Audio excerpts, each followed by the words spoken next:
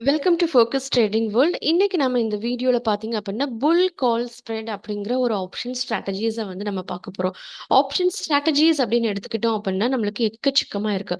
இப்போ இந்த 5 இயர்ஸ்ல பார்த்தீங்க அப்படின்னா, இன்பில்ட்டா நிறைய ஸ்ட்ராட்டஜீஸ் வந்து நம்மளுக்கு பில்ட் பண்ணி கொடுத்துருக்காங்க. இப்போ இதுல ஆப்ஷன்ஸ்ல ஸ்ட்ராட்டஜி பில்டர் போனீங்க அப்படின்னா, ப்ரீ பில்ட் ஸ்ட்ராட்டஜீஸ் அப்படின்னு பார்க்கும்போது short iron condor, bull put spread, long iron condor, then short straddle, long straddle, protective call, இந்த மாதிரி எக்கச்சக்கமான ஸ்ட்ராட்டஜிஸ் இருக்குது. கரெக்டா? ஸோ இந்த ஸ்ட்ராட்டஜிஸ்லாம் எதை பேஸ் பண்ணி ஃபார்ம் பண்ணியிருக்காங்க அப்படின்னா, different strike price with different மெச்சூரிட்டிஸை நம்மளுக்கு மேட்ச் பண்ணி அது வந்து நம்ம என்ட்ரிஸாக கிளப் பண்ணி எடுக்கிறதுனால நம்மளுக்கு இந்த மாதிரி நிறைய ஸ்ட்ராட்டஜிஸ் இருக்குது. ஸ்லைட்டாக நம்ம ஏதாவது ஒரு சின்ன வேரியேஷன்ஸ் தான் பண்ணுவோம். அந்த சின்ன வேரியேஷன்ஸ் பண்ணுறதுனால நம்மளுடைய ரிசல்ட் அப்படிங்கிறது வேற மாதிரி இருக்கும். ப்ராஃபிட் அண்ட் லாஸ் ப்ராபபிலிட்டியும் நம்மளுக்கு டிஃபர் ஆகும். ஓகேவா? இதெல்லாம் ஸ்பெசிஃபிக்கா நம்ம இன்னைக்கு எது பார்க்க போறோம் அப்படின்னு பார்க்கும்போது, புல் கால் ஸ்ப்ரெட். ஸோ அந்த ஸ்ட்ராட்டஜி இங்க இருக்குது. இந்த ஸ்ட்ராட்டஜியை நம்ம எந்த சினாரியோல நம்ம யூஸ் பண்ணுவோம் அப்படின்னு பார்க்கும்போது, மார்க்கெட் இன்க்ரீசிங் ட்ரெண்ட்ல தான் போவாங்க. ஒரு ஸ்ட்ராங்கஸ்டான ஒரு சப்போர்ட் அப்படிங்கிறத எடுத்துட்டாங்க அப்படின்னு வச்சுக்கலாம். இந்த மாதிரியான டைமிங்ல நம்ம இந்த ஸ்ட்ராட்டஜியை வந்து டிப்ளாய் பண்ணலாம். சரி, ஓகே, மார்க்கெட் இன்க்ரீசிங் ட்ரெண்ட்ல போக போறாங்க அப்படிங்கிறத நான் எப்படி ஐடென்டிஃபை பண்றது? ஒரு நாள் பார்த்தீங்கன்னா இன்க்ரீஸ் ஆகுது, கேப் அப் ஆகுது, மறுபடியும் டவுன் ட்ரெண்ட் வராங்க, போறாங்க, கீழ வராங்க. ஸோ இதுல எப்படி நான் கரெக்ட்டா மார்க்கெட் இன்க்ரீசிங் ட்ரெண்ட்ல தான் போறாங்களா அப்படிங்கிறத கண்டுபிடிக்கலாம்னு பார்த்தீங்க அப்படின்னா, ஃபர்ஸ்ட்டு சப்போர்ட் லெவல்ஸ் எங்க இருக்கு, ரெசிஸ்டன்ஸ் லெவல்ஸ் எங்க இருக்குங்கிறத கண்டுபிடிக்கணும்.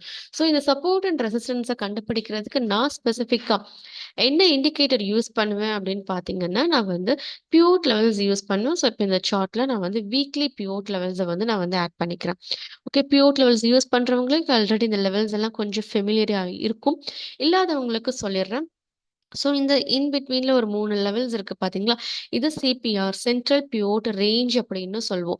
இப்போ இதுக்கு சென்டர்ல உள்ள இந்த லைன வந்து சென்ட்ரல் பிவோட் பாயிண்ட் அப்படின்னு சொல்லுவோம். இப்போ இத ரொம்ப சிம்பிளா புரிஞ்சுக்கணும் அப்படின்னா, இத வந்து ஒரு மேக்னெட் மாரி நெனச்சுக்கோங்க. சென்ட்ரல் பிவோட் பாயிண்ட் இன் பிட்வீன்ல இருக்கக்கூடிய இந்த லெவல. ஓகே. ஸோ இது சென்ட்ரல் பிவோட் பாயிண்ட். இப்போ இந்த சென்ட்ரல் பிவோட் பாயிண்ட்டுக்கு மேல ஒரு லெவல்ஸ் இருக்கு. ஒரு நாள் பார்க்கும்போது கொஞ்சம் இதோடைய ரேஞ்ச் கொஞ்சம் கம்மியா இருக்கு. இன்னொரு நாள் ரொம்ப வைடா இருக்குது. இன்னொரு நாள் ரொம்ப நேரோவா இருக்குது. அடுத்த நாள் கொஞ்சம் அதோட கொஞ்சம் நேரோவா இருக்குது. ஸோ எந்த பேசிஸ்ல இது ஃபார்ம் ஆகுது அப்படின்னா, இப்போ இத நான் மேக்னெட்ன்னு சொல்லிட்டேன். ஸோ எல்லா மேக்னெட்டுமே அத சுத்தி இருக்கக்கூடிய அந்த மேக்னெட்ட சுத்தி இருக்கக்கூடிய அந்த அந்த மேக்னெட்டிக் ஃபீல்டுங்கிறது எப்பவுமே சேமா இருக்காது. இட் வேரீஸ். கரெக்ட்டா? அதே மாதிரி பாஸ்ட் டேட்டாவ வச்சு பார்க்கும்போது, அதாவது இப்ப நீங்க டெய்லி பிவோட் லெவல்ஸ் ஆட் பண்ணியிருக்கீங்க அப்படின்னா, லாஸ்ட் டே உடைய price movement high, low and close எப்படி இருந்தது? அப்படிங்கிறத பேஸ் பண்ணி இந்த மேக்னெட்டிக் ஃபீல்ட் எக்ஸ்பேண்ட் ஆகுமா? இல்ல கான்ட்ராக்ட் ஆகுமா? அப்படிங்கிறத நம்மளுக்கு வந்து டிசைட் பண்ணி நம்மளுக்கு இந்த லெவல்ஸ் தான் நம்மளுக்கு வந்து ஷோ பண்ணும். ஓகேவா? ஸோ இப்ப இது இன் பிட்வீன்ல இருக்கக்கூடிய லைன நம்ம சென்ட்ரல் பிவோட் பாயிண்ட் அப்படின்ட்டு மென்ஷன் பண்றோம் அப்படின்னா, இத சுத்தி இருக்கக்கூடிய ஜோன்ஸ நம்ம எப்படி கன்சிடர் பண்ணலாம்னா, ஒரு மேக்னெட்டிக் ஃபீல்டு மாதிரி கன்சிடர் பண்ணலாம். So based on last week price movement, இப்ப இந்த பர்ட்டிகுலர் வீக்ல நம்மளுக்கு இந்த மேக்னெட்டிக் ஃபீல்டு நல்லா கொஞ்சம் வைடா இருக்குது. ஓகே. ஸோ இப்போ இந்த பர்ட்டிகுலர் வீக்க எடுத்துக்கிட்டோம் அப்படின்னா, இந்த பர்ட்டிகுலர் வீக்கோடைய மேக்னெட்டிக் ஃபீல்டு லாஸ்ட் வீக்கோடைய பிரைஸ் ஆக்ஷன பேஸ் பண்ணி நம்மளுக்கு ஃபார்ம் ஆகியிருக்கும். ஸோ நல்லா வைடா இருக்குது. அடுத்து இந்த பர்ட்டிகுலர் வீக்கோடைய சென்ட்ரல் பிவோட் ரேஞ்ச் எப்படி ஃபார்ம் ஆயிருக்குன்னா, அதுக்கு முந்தின வீக்கோடைய பிரைஸ் மூவ்மெண்ட் வச்சு ஹை, லோ அண்ட் க்ளோஸ் பார்க்கும்போது இந்த பர்ட்டிகுலர் வீக்கோடைய மேக்னெட்டிக் ஃபீல்ட் ரொம்ப குட்டியா இருக்குது. ஸோ ரொம்ப குட்டியா இந்த மாதிரி நேரோவா இருக்குது அப்படிங்கிறப்போ பிரைஸ் இந்த லெவல்ல ஈஸியா பிரேக் அவுட் பண்ணிடுவாங்க. மேல போவாங்க, கீழே வருவாங்க. ரொம்ப ஈஸியா பண்ணிடலாம். இதுவே இந்த மேக்னெட்டிக் ஃபீல்டு கொஞ்சம் வைடா இருக்கு அப்படின்னா, இதை ஒரு ஸ்ட்ராங்கான ஒரு சப்போர்ட் ஆர் ரெசிஸ்டன்ஸ் லெவலா சொல்லலாம். அது என்ன சப்போர்ட் ஆர் ரெசிஸ்டன்ஸ்? இது சப்போர்ட்டா இருக்குமா, ரெசிஸ்டன்ஸா இருக்குமா அப்படின்னு கேட்டீங்கன்னா, based upon market movement. Market மூவ்மெண்ட்னா என்ன? இப்போ பிரைஸ் சிபிஆர் லெவலுக்கு மேல ட்ரேட் ஆகுது அப்படிங்கிறப்போ சிபிஆர் உடைய வித்தும் வைடா இருக்குது. மேல ட்ரேட் ஆகி கீழே எப்படி இறங்கி ட்ராப் கொடுக்குறாங்கங்கிறப்போ இந்த சிபிஆர் லெவல் நம்மளுக்கு ஒரு சப்போர்ட் லெவலா வந்து ஆக்ட் பண்ணும். ஓகேவா? இஃப் இன் கேஸ் பிரைஸ் வந்து இந்த சிபிஆர் உடைய ரேஞ்சுக்கு கீழே இந்த இடத்துல ட்ரேட் ஆயிட்டு இருக்காங்க, சின்னதா பிரைஸ் மேல போறாங்க அப்படின்னா CPR will act as a good resistance, ஒரு ஸ்ட்ராங்கான ஒரு ரெசிஸ்டன்ஸை ஆக்ட் பண்ணி பிரைஸை மறுபடியும் கீழே டவுன் ட்ரெண்டுக்கு கொண்டு போறதுக்கு ட்ரை பண்ணுவாங்க. இதுதான் கான்செப்ட். ஓகேவா? அடுத்தது இந்த சிபிஆர் ரேஞ்சுக்கு மேல உள்ள லெவல்ஸ் ஒரு 4 லெவல்ஸ் இருக்கும். மேல 4 லெவல்ஸ், கீழ 4 லெவல்ஸ். இத நம்ம என்னென்ன டினோட் பண்ணுவோம் அப்படின்னு பார்த்தீங்கன்னா, சப்போர்ட் அண்ட் ரெசிஸ்டன்ஸ். இந்த சிபிஆர் உடைய ரேஞ்சுக்கு மேல உள்ள லெவல்ஸ் எல்லாமே resistance. R1, R2, R3, R4. கீழ 4 லெவல்ஸ் இருக்கும். லைன்ஸ். இந்த லெவல்ஸ நம்ம என்னன்னு சொல்லுவோம்னா, சப்போர்ட் லெவல்ஸ் அப்படின்னு சொல்லுவோம். S1, S2, S3 and S4. ஓகேவா? ஸோ இத மட்டும் இப்போதைக்கு புரிஞ்சு வச்சுக்கோங்க. கான்செப்ட் நான் உங்களுக்கு வந்து எக்ஸ்பிளைன் பண்றேன். இப்போ டெய்லி சிபிஆர் இது வந்து வீக்லி சிபிஆரோட ரேஞ்ச் நம்மளுக்கு இங்க இருக்குது. வீக்லி S1 இங்க இருக்கு. வீக்லி S2 இங்க இருக்கு. இஃப் இன் கேஸ் பிரைஸ் இப்போ இன்க்ரீசிங் ட்ரெண்ட்ல போகுது அப்படிங்கிறத நான் எப்படி ஐடென்டிஃபை பண்ண போறேன் அப்படின்னா, இந்த சப்போர்ட் ஜோன் கிட்ட, இந்த சிபிஆர் லெவல்ஸ் கிட்ட ஏதாவது கேண்டில் கன்ஃபர்மேஷன் ஸ்ட்ராங்கா கொடுக்குறாங்க அப்படின்னா, இப்போ இந்த கேஸ் நம்ம எடுத்துக்கும் போது டவுன் ட்ரெண்ட்ல வர்றாங்க. வந்தவங்க என்ன பண்றாங்க, வீக்லி S1க்கு கீழே ட்ரேட் ஆயிட்டு இருக்காங்க. ஓகே, வீக்லி S1 லெவல் ஒரு ரெசிஸ்டன்ஸா இருக்குது, கீழே வர்றாங்க. ஆனா இந்த இடத்துல என்ன நடக்குதுன்னு பார்க்கும்போது, ஒரு ரெட் கேண்டில், அடுத்து இந்த கேண்டில்ஸ் எல்லாம் சின்ன சின்னதா ஒரு டோஜி கேண்டில் ஃபார்ம் பண்ணியிருக்காங்க. அடுத்து கம்ப்ளீட்டா கிரீன் கேண்டில். அடுத்து இந்த ஜோனும் பிரேக் அவுட் ஆயிடுச்சு. அப்போ இந்த இடத்துல எனக்கு என்ன என்ட்ரி ட்ரிகர் ஆகுது, ஒரு பை என்ட்ரி ட்ரிகர் ஆகுது. வீக்லி S1 லெவலும் நம்மளுக்கு சப்போர்ட்டா கன்வெர்ட் ஆகிருச்சு. அப்போ இந்த டைமிங்ல நான் என்ன பண்ணலாம், பை என்ட்ரி, மார்க்கெட் வந்து இன்க்ரீசிங் ட்ரெண்ட்ல போவாங்க அப்படிங்கிற ஒரு ப்ரெடிக்ஷனை எடுத்துட்டு அதுக்கேற்ற என்ட்ரிஸை நான் வந்து எடுக்கலாம். இப்போ இதுல சின்னதா ஒரு விஷயம் நம்ம நோட்டீஸ் பண்ணணும். இப்போ நான் இந்த இடத்துல என்ட்ரி எடுக்கிறேன். இப்போ இந்த டேட் பார்க்கும்போது இது வெனஸ்டே, April 2 வந்து தேர்ஸ்டே ஆர் ஃப்ரைடே நினைக்கிறேன். தேர்ஸ்டே. ஓகேவா? ஸோ அந்த வீக் நம்மளுக்கு தேர்ஸ்டேவே ஒரு க்ளோசிங் அப்படிங்கிறது கொடுத்துட்டாங்க. ஃப்ரைடே ஹாலிடே இருந்தது. அப்போ நம்மளுக்கு ஒரு வீக் கான்ட்ராக்டை நீங்க நெக்ஸ்ட் கரண்டா இருக்கக்கூடிய எக்ஸ்பைரி டேட்டை செலக்ட் பண்றீங்க அப்படின்னா 2 நாள் தான் ஆக்டிவா இருக்கும். அப்போ அந்த 2 நாளுக்குள்ள நீங்க மார்க்கெட் இன்க்ரீசிங் ட்ரெண்ட்ல போகும்னு ப்ரெடிக்ட் பண்ணிட்டீங்க. ஓகே. ஆனா அது இவ்வளவு தூரம் போகும் அப்படிங்கிறப்போ 2 நாள்ல எவ்வளவு பெரிய மூவ்மெண்ட் பாசிபிள் கிடையாது. அப்போ மைட் பி அவங்க ஒரு வீக் டைம் எடுக்கிறாங்க அப்படிங்கிறப்போ நீங்க சூஸ் பண்ணக்கூடிய அந்த ஸ்ட்ரைக் பிரைஸ் எக்ஸ்பைரி டேட் கண்டிப்பா எய்தர் நீங்க 2 ஆப்ஷன் சூஸ் பண்ணலாம். ஒன்னு நெக்ஸ்ட் வீக் டியூஸ்டே எக்ஸ்பைரி ஆகக்கூடிய கான்ட்ராக்டை ஃபர்ஸ்ட் செலக்ட் பண்ணி அது எக்ஸ்பைரி ஆனதுக்கு அப்புறமா அடுத்து வெனஸ்டே இல்ல டியூஸ்டே மார்க்கெட் க்ளோசிங் டைமிங்ல என்ன பண்ணலாம், அதுக்கு அடுத்த வீக் எக்ஸ்பைரி ஆகக்கூடிய அந்த டியூஸ்டே வரைக்கும் உள்ள கான்ட்ராக்ட் மெச்சூரிட்டி டேட்டை நீங்க செலக்ட் பண்ணி வைக்கலாம். 2 ஆப்ஷன்ஸ் இருக்கு. But it is completely based upon your own decision. சரி, இப்போ இந்த ஸ்ட்ராட்டஜியை எப்படி அப்ளை பண்ணணும், எப்படி டிப்ளாய் பண்ணணும் அப்படிங்கிறத மட்டும் நம்ம வந்து பார்க்கலாம். ஓகேவா? இப்போ மார்க்கெட் இன்க்ரீசிங் ட்ரெண்ட்ல போக போகுதுன்னு தெரிஞ்சிருச்சு. கேண்டில் கன்ஃபர்மேஷன்ஸ் அப்படின்னு பார்க்கும்போது நம்மளுக்கு ஒரு டோஜி பேட்டர்ன்ஸ் நம்மளுக்கு வந்து கொடுத்துருக்காங்க. டோஜி கேண்டில் கன்ஃபர்மேஷன் இருக்குது. ஸோ அந்த டோஜி கேண்டில் S1ல தான் எடுக்கணுமான்னு பார்த்தீங்கன்னா கிடையாது. மைட் பி இந்த மாதிரி டெய்லி வீக்லி சிபிஆர் கிட்ட வராங்க, டவுன் ட்ரெண்ட்ல வந்திருக்காங்க. வந்தவங்க என்ன பண்ணாங்க அப்படின்னு பார்க்கும்போது இந்த மாதிரி ஒரு டோஜி கேண்டில் ஃபார்ம் பண்ணிட்டாங்க. ஓகே, ஃபார்ம் பண்ணிட்டு அடுத்து என்ன பண்றாங்க, டோஜிக்கு இமீடியட்டா நெக்ஸ்ட் ஒரு கிரீன் கலர் கேண்டில் ஃபார்ம் பண்றாங்க. இந்த ரெட் கலர் கேண்டிலுக்கு மேல போக ஆரம்பிக்கிறாங்க அப்படின்னு இந்த இடத்துல நம்மளுக்கு ஒரு பையிங் சிக்னல் அப்படிங்கிறது வந்து ட்ரிகர் ஆகும். கரெக்டா? அப்போ இந்த இடத்துல ஒரு பை என்ட்ரி ட்ரிகர் ஆகுது அப்படின்னா பிரைஸ் நம்மளுக்கு நெக்ஸ்ட் பிவோட் லெவலான வீக்லி R1 லெவல் வரைக்கும் போவாங்க. இதையும் பிரேக் அவுட் பண்ணிட்டாங்கன்னா R2 பிரேக் அவுட் ஆகிருச்சுன்னா R3 பிரேக் அவுட் ஆகிருச்சுன்னா R4. இப்படி ஓவராலா பார்க்கும்போது நீங்க ஒரு சர்டன் அனாலிசிஸ் பண்ணி வச்சிருக்கீங்க. அந்த அனாலிசிஸ் படி 23,500ல இருந்து 24,000 வரைக்கும் பிரைஸ் ஒரு 500 பாயிண்ட்ஸ் ரேலி ஆகுறதுக்கு ரெடியா இருக்கிறாங்கன்னு உங்களுக்கு தெரியுது. இப்போ நீங்க இந்த மாதிரியான டைமிங்ல என்ன பண்ணலாம் அப்படின்னா, நீங்க கால் ஆப்ஷன்ஸ் தாராளமா பை பண்ணலாம். இப்போ நான் யூஸ்வலா என்ன பண்ணுவேன் அப்படின்னு பார்த்தீங்கன்னா, நான் ஒரு இன்ட்ராடே ட்ரேடர். மோஸ்ட்லி மார்க்கெட் வந்து இன்க்ரீசிங் ட்ரெண்ட்ல போறாங்க அப்படின்னா கால் ஆப்ஷன் பை பண்ணுவேன், க்ளோஸ் பண்ணிடுவேன் ஒரு டார்கெட் ரீச் ஆனதும். மார்க்கெட் டிக்ரீசிங் ட்ரெண்ட்ல போறாங்கன்னா புட் ஆப்ஷன்ஸ் பை பண்ணுவேன், டார்கெட் ரீச் ஆனதும் க்ளோஸ் பண்ணிடுவேன், புட் ஆப்ஷனை செல் பண்ணிடுவேன். இதுதான் நான் யூஸ்வலா பண்ணது டைரக்ஷனல் ட்ரேடர். ஓகே, ஒரு என்ட்ரி தான் எடுப்பேன். கரண்ட் ஸ்ட்ரைக் ப்ரைஸ், அதாவது கரண்ட் எக்ஸ்பைரி டேட்டை தான் சூஸ் பண்ணுவேன். இந்த மணி தான் நான் வந்து எப்பவுமே ட்ரேட் பண்ணுவேன். இது ஒரு டைரக்ஷனல் ட்ரேடரா, இன்ட்ராடே ட்ரேடரா நான் பண்ணிட்டு இருக்கக்கூடிய விஷயம். இப்போ இந்த புல் கால் ஸ்ப்ரெட் நம்ம யூஸ் பண்ண போறோம் அப்படின்னா இதுக்குன்ட்டு சர்டன் கண்டிஷன்ஸ் இருக்குது.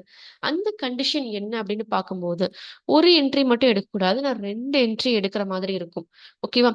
ஸோ இதை எப்படி பார்க்கலாம் அப்படின்னா, ஹெட்ஜ் பண்ற மாதிரி. என்னுடைய லாஸஸ் வந்து அதிகமாகிடக்கூடாது அப்படின்ட்டு லாஸஸையும் லிமிட் பண்றேன், என்னுடைய ப்ராஃபிட்டையும் லிமிட் பண்றேன். இந்த 2யும் பண்ணா மட்டும்தான் புல் கால் ஸ்ப்ரெட் அப்படிங்கிறத வந்து யூஸ் பண்ண முடியும். இப்போ இதுக்கு சர்டன் கண்டிஷன்ஸ் இருக்கு. என்ன கண்டிஷன்ஸ் அப்படின்னு பார்க்கும்போது நம்மளுக்கு மார்க்கெட்ல டிஃப்ரெண்ட் அண்டர்லைங்ஸ் இருக்குது. ஆப்ஷன்ஸ் அப்படின்னு பார்க்கும்போது நிஃப்டி இருக்கு, பேங்க் நிஃப்டி இருக்கு, சென்செக்ஸ் இருக்கு. இப்போ இந்த புல் கால் ஸ்ப்ரெட் டிப்ளாய் பண்றதுக்கு ஒரு என்ட்ரி நிஃப்டிலையும் இன்னொரு என்ட்ரி பேங்க் நிஃப்டிலையும் எடுத்தேன் அப்படின்னா that is a wrong method. நான் எடுக்கக்கூடிய 2 ஸ்ட்ரைக் ப்ரைஸஸும் ஒரே அண்டர்லைங்ல தான் இருக்கணும். ஓகேவா? So it should come from the same underlying asset.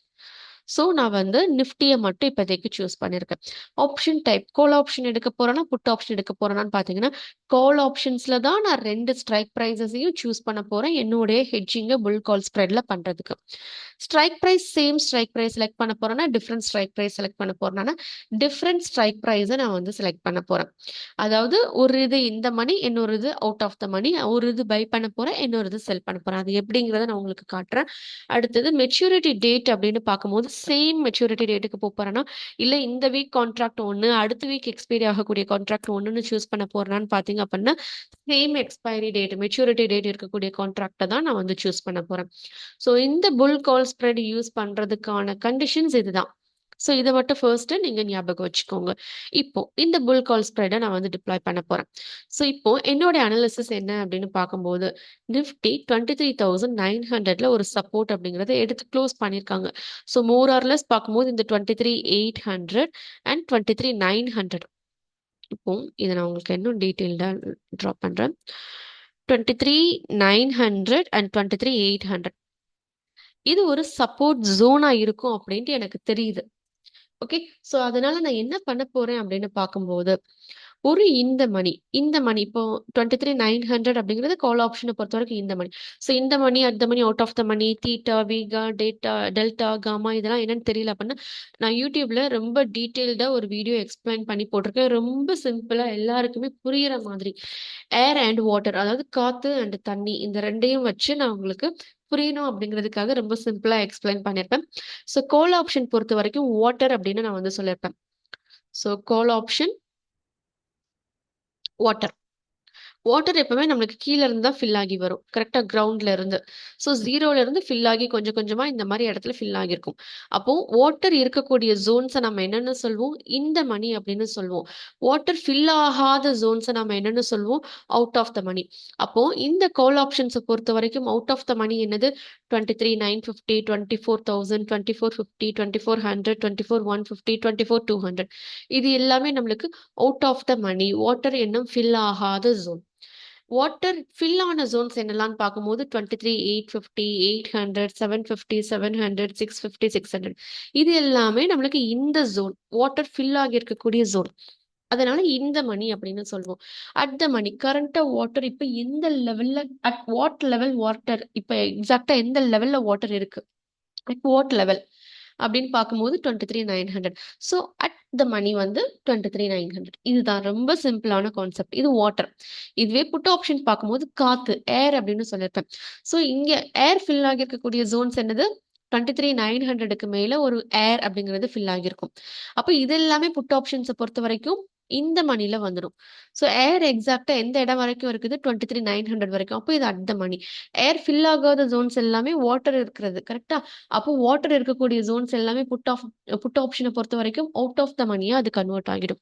So இது ரொம்ப சிம்பிளா நான் வந்து எக்ஸ்பிளைன் பண்ணியிருப்பேன். நீங்க அந்த வீடியோ போயிட்டு பாருங்க. பார்க்கலாம் அப்படின்னு டெல்டா காமா தீட்டா இதெல்லாம் என்ன அப்படிங்கிறது உங்களுக்கு அந்த வீடியோல ரொம்ப கிளியரா புரியும். சரி. இப்போ இந்த புல் கால் ஸ்ப்ரெடுக்குள்ள நம்ம வரலாம். சரி. புல் கால் ஸ்ப்ரெட் யூஸ் பண்ண போறோம். 23,900ல பிரைஸ் க்ளோசிங் கொடுத்திருக்காங்க. 23,800 ஒரு ஸ்ட்ராங்கஸ்ட் சப்போர்ட்டா இருக்க போகுது. இப்போ இதுல ஒரு இந்த மணி ஒரு அவுட் ஆஃப் த மணியை நம்ம வந்து சூஸ் பண்ண போறோம். ஓகேவா? சோ அதுக்கு நாம வந்து எதை சூஸ் பண்ண போறோம் அப்படின்னு பார்க்கும்போது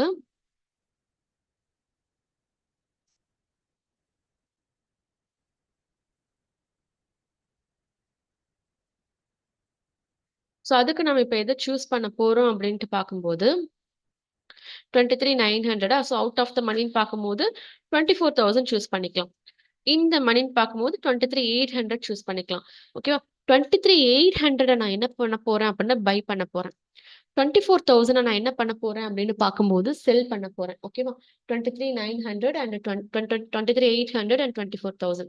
இப்போ இந்த ஃபயர்ஸ் அப்ளிகேஷனுக்குள்ள போறேன். புல் கால் ஸ்ப்ரெட் 23,800 பை பண்றேன். 24,000 செல் பண்றேன். ஒரு லாட் தான் பண்ண போறேன். இப்போ இந்த பர்ட்டிகுலர் ஆக்டிவிட்டி நான் பண்றதுனால எனக்கு எவ்வளோ மேக்ஸிமம் ப்ராஃபிட் கிடைக்க போகுதுன்னா 6142. Maximum loss 6800.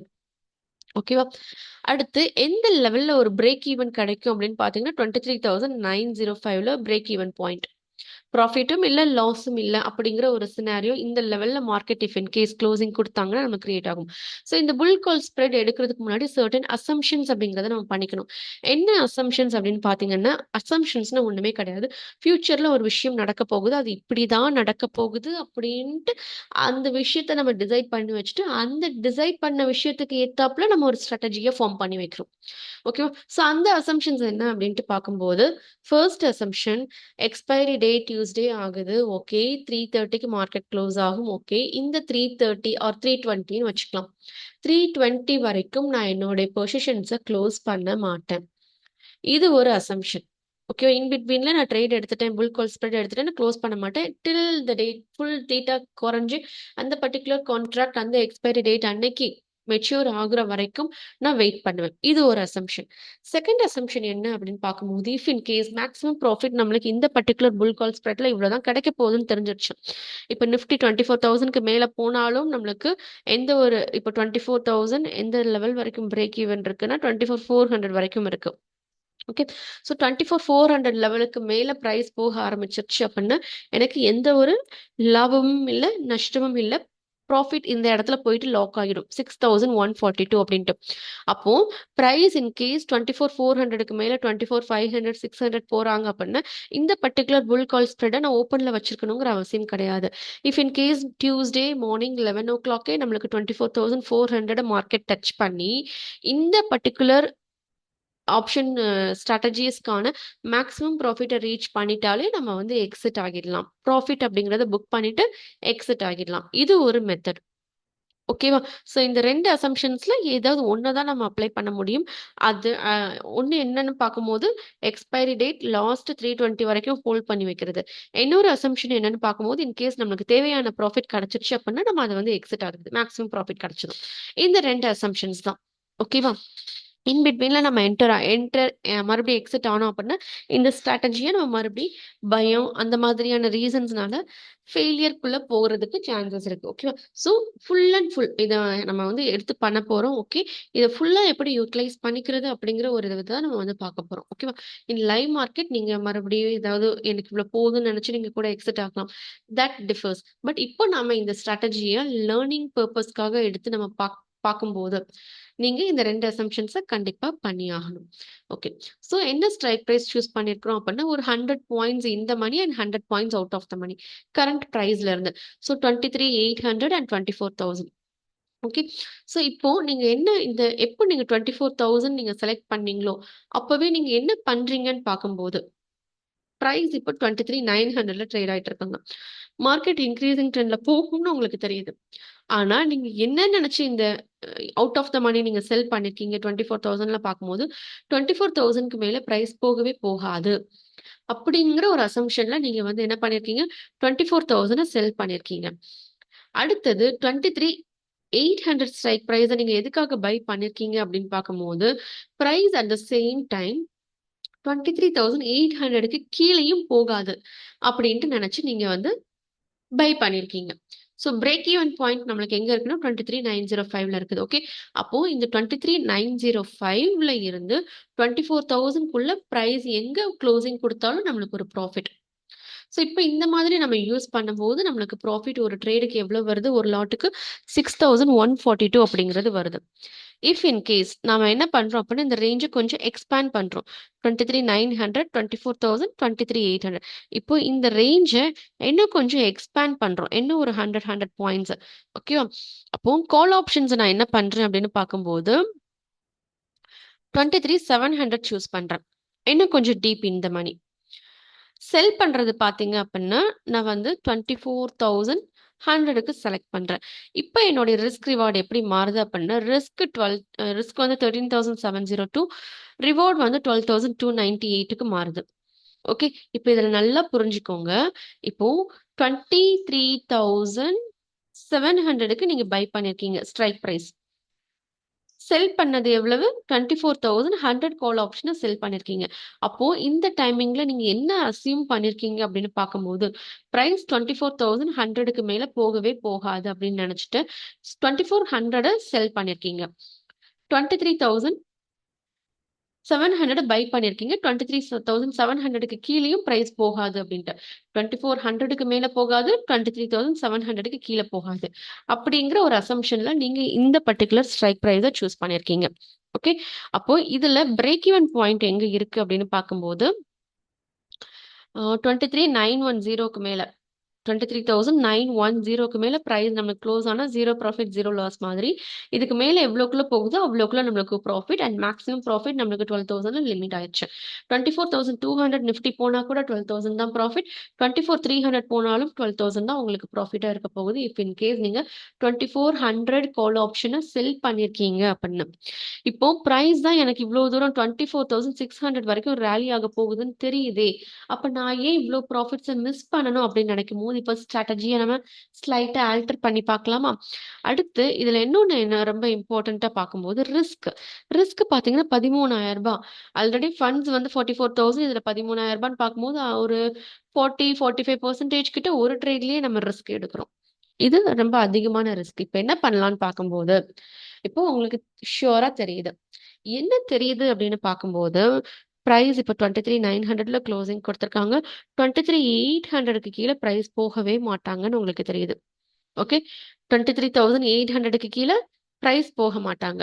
At the same time price வந்து எதுக்கு மேல போக மாட்டாங்க. ஒரு ஸ்ட்ராங்கஸ்ட் ரெசிஸ்டன்ஸ் எங்க இருக்குன்னு பார்க்கும்போது 24,600. ஓகே. 24,600க்கு மேல போக மாட்டாங்க. 23,800க்கு கீழயும் போக மாட்டாங்க. அப்போ பிரைஸ் இந்த ஜோன்குள்ள தான் ட்ரேட் ஆக போறாங்க. மோஸ்ட் ப்ராபபிலி மைட் பி 24,500 இல்ல 600.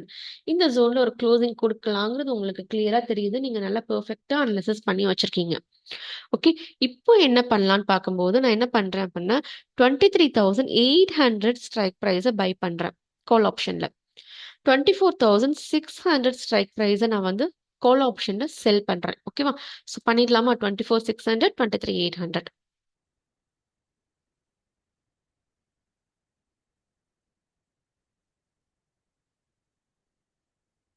ஓகே. ஸோ 23,800 கால் ஆப்ஷன நான் பை பண்ணியிருக்கேன். 24,600 கால் ஆப்ஷன நான் வந்து செல் பண்ணியிருக்கேன்.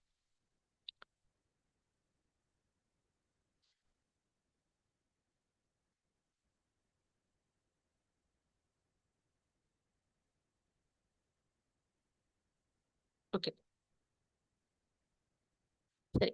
இப்போ 23,800 நான் பை பண்ணதுனால, இப்ப என்னுடைய ப்ராஃபிட் எவ்வளவு? 37,115.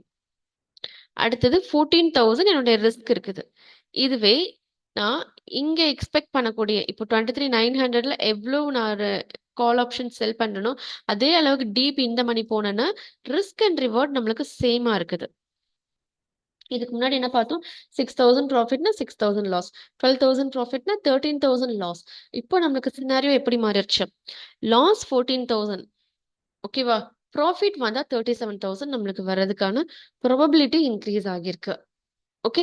ஸோ அதுக்கு ஃபர்ஸ்ட் நம்மளுக்கு ஒரு விஷயம் தெரியணும். என்னது அப்படின்னா, மார்க்கெட்டோட டைரக்ஷனை ஃபர்ஸ்ட் ஃபிகர் அவுட் பண்றதுக்கு தெரியணும்.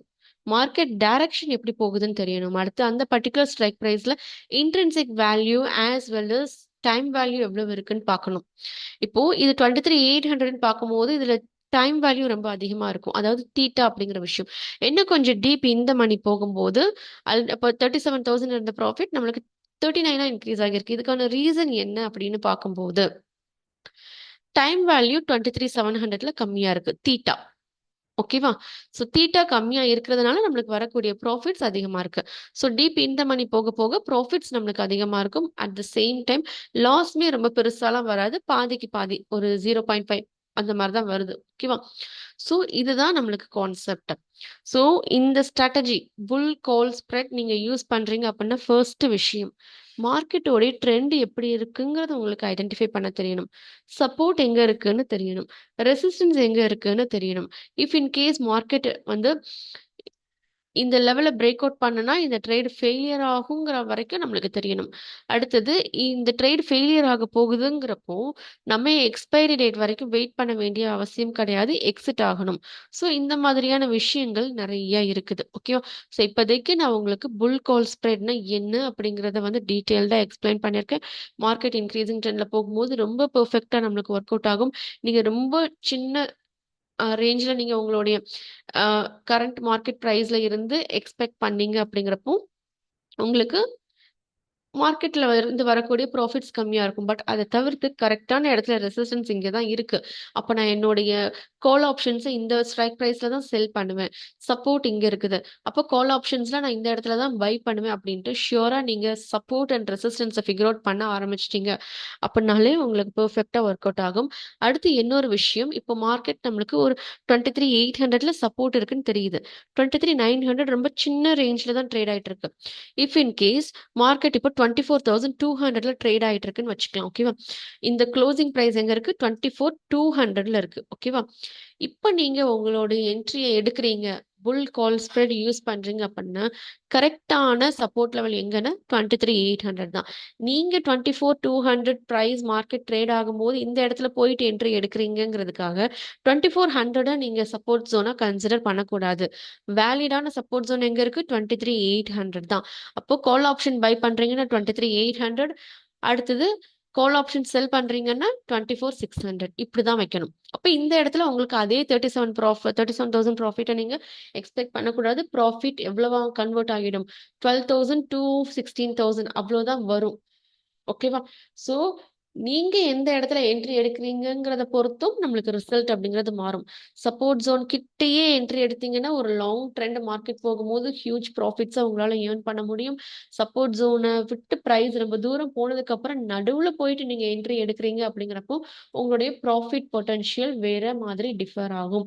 அடுத்து நீங்க இங்க போயிட்டு என்ட்ரி எடுத்துட்டு, சின்னதா நீங்க உங்களுடைய சப்போர்ட் இங்கேயே இருக்கு அப்படிங்கிற மாரி நீங்க உங்களுடைய ப்ராஃபிட்ஸ ஹெட்ஜ் பண்ண முடியாது. வேலிடான சப்போர்ட் ஜோன் இங்க இருக்கு. அப்போ நீங்க இந்த இடத்துல தான் சப்போர்ட்ட வைக்கணும். நெறைய பேர் பண்ணக்கூடிய மிஸ்டேக் நான் இப்ப மார்க்கெட் இந்த இடத்துல ட்ரேட் ஆயிட்டு இருக்கும். இந்த இடத்துலயே ஆல்ரெடி சப்போர்ட் எடுத்துட்டு போயிருக்கும். இன்னும் கொஞ்ச தூரத்துல டார்கெட்டயே ரீச் பண்ண போகுது. ஓகேவா? டார்கெட் இன் த சென்ஸ் ஒரு ரெசிஸ்டன்ஸ் லெவல் கிட்ட போக போகுது. அப்போ இந்த புல் கால் ஸ்ப்ரெட்ட போயிட்டு எடுத்துட்டு, இந்த இடத்துல சப்போர்ட் இருக்குன்னு நெனச்சு சப்போர்ட் இங்க வச்சுட்டு, எனக்கு இங்க போயிட்டு இவ்ளோ பெரிய ரிஸ்க் இவ்ளோ பெரிய ப்ராஃபிட் வேணும்னுட்டு, இந்த இடத்துல போயிட்டு கால் ஆப்ஷன செல் பண்ணீங்கன்னா totally wrong. Okay. So market எவ்வளோ தூரம் மூவ்மெண்ட் குடுத்திருக்கு, சப்போர்ட் ஜோன்ல இருந்து எவ்வளோ தூரம் ஃபர்தரா மூவ்மெண்ட் குடுக்கலாம், எந்த இடத்துல மேஜர் சப்போர்ட் இருக்கு, எந்த இடத்துல மேஜர் ரெசிஸ்டன்ஸ் இருக்கு. இதெல்லாம் தெரிஞ்சா தான் ஒரு ஸ்ட்ராட்டஜிய உங்களால டிப்ளாய் பண்ண முடியும். வெறுமனயே நீங்க ஒவ்வொரு நாளும் மார்க்கெட் வந்து ஏதோ மாதிரி மூவ் ஆயிட்டு இருக்குன்னு நெனச்சீங்கன்னா, அப்படி கிடையாது. ரொம்ப பெர்ஃபெக்ட்டா மூவ் ஆயிட்டு இருக்கு. ஸோ என்னுடைய வீடியோஸ நீங்க ரெகுலரா வாட்ச் பண்ணிட்டு இருக்கீங்கன்னு தெரியும். லாஸ்ட் இயர் 2025 டிசம்பர் மந்த்தே சொல்லியிருந்தேன். இதுதான் இந்த நவம்பர் மிட்லயே சொல்லியிருப்பேன் ஆக்சுவலி.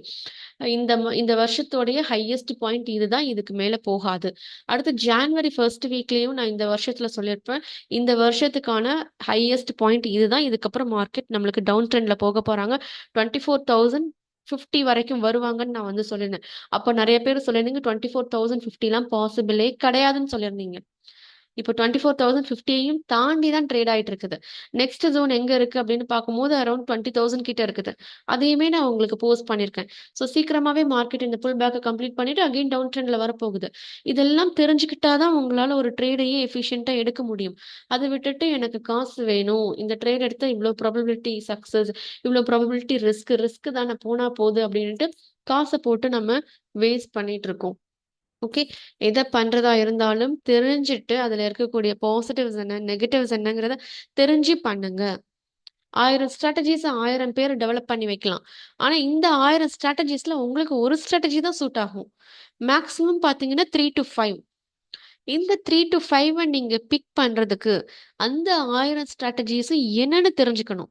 அதுல என்னென்ன இருக்குன்னு தெரிஞ்சா தான், ஓகே எனக்கு இதுதான் பெஸ்ட்டா இருக்குங்கிறத உங்களால சூஸ் பண்ண முடியும். இப்போ நீங்க போயிட்டு, நீங்க வந்து ஒரு குட் ஸ்போர்ட்ஸ் பிளேயரா ஆகணும்னு நெனைக்கிறீங்க. ஸ்போர்ட்ஸ் பிளேயரா ஆகணும்னு நெனைக்கிறது okay. Sports player in the sense 1000 ஸ்ட்ராட்டஜிஸையும் நீங்க கத்துக்கணும்னு நெனைக்கிறீங்க.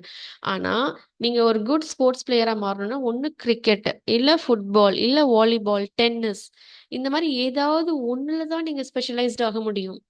ஓகே. இங்க நெறைய பேர் பண்ற தப்பு என்னன்னா, காசு 1000 ஸ்ட்ராட்டஜிஸ்லயும் வருது. அப்ப 1000மும் எனக்கு வேணும்னு நெனைக்கிறீங்க. அது தப்பு. It is not a correct method. உங்களுக்கானது 1ஓ 2ஓ தான். அததான் நீங்க பண்ணணும். இன்னொரு மெத்தட் சொல்லணும் அப்டின்னா, நீங்க டாக்டர் ஆகணும்னு ஆசைப்பட்டுட்டீங்க. அதுக்காக ஐ சர்ஜன் போயிட்டு அப்பப்போ நான் டென்டிஸ்ட்டா ஒர்க் பண்றேன், கார்டியாலஜிஸ்ட்டா ஒர்க் பண்றேன், ஆர்த்தோல போயிட்டு நான் ஒர்க் பண்றேன் அப்டின்ட்டு போயிட்டு ஒர்க் பண்ணிட்டு இருக்க முடியாது. உங்களுடைய ஸ்பெஷலைசேஷன் என்ன? உங்களுடைய யூனிக் நேச்சர் என்ன? உங்களுடைய யூனிக் நேச்சர் மார்க்கெட்டோட எந்த சென்டிமெண்ட் கூட அலைன் ஆகியிருக்கு? இதெல்லாம் பார்த்தா தான் உங்களால ஒரு ட்ரேடே எடுக்க முடியும். ஓகேவா? ஸோ ஃபர்ஸ்ட்டு அத கத்துக்கோங்க. கத்துட்டு உங்களுக்கான ஃபேவரைட் ஸ்ட்ராட்டஜிஸ் என்னவோ, அத நீங்க கன்சிஸ்டன்ட்டா பண்ணுங்க. ஸ்டாக் மார்க்கெட்ல இருந்து உங்களுக்கு ரிட்டர்ன்ஸ் வந்துகிட்டே இருக்கும். ஓகேவா? அதுலயும் ரிஸ்க் இருக்கு. பட் அதையும் எப்படி ஹேண்டில் பண்றதுங்கிற விஷயத்த நீங்க லேர்ன் பண்ணிடுவீங்க கண்டிப்பா. அதுல எந்த ஒரு சேஞ்சஸுமே இருக்காது. ஓகேவா? சரி. இன்னைக்கு நம்ம புல் கால் ஸ்ப்ரெட் எப்படி நம்ம வந்து டிப்ளாய் பண்ணணும்? இதுல இருக்கக்கூடிய ட்ராபேக்ஸ் என்ன? எந்த மாதிரி நம்ம மிஸ்டேக்ஸ் பண்ணலாம்? அத எப்படி ரெக்டிஃபை பண்ணலாங்கிற வரைக்கும் நம்ம வந்து பார்த்தாச்சு. ஓகேவா? ஸோ நாளைக்கு இன்னொரு ஸ்ட்ராட்டஜிஸ்ல நம்ம வந்து பார்க்கலாம். Thank you.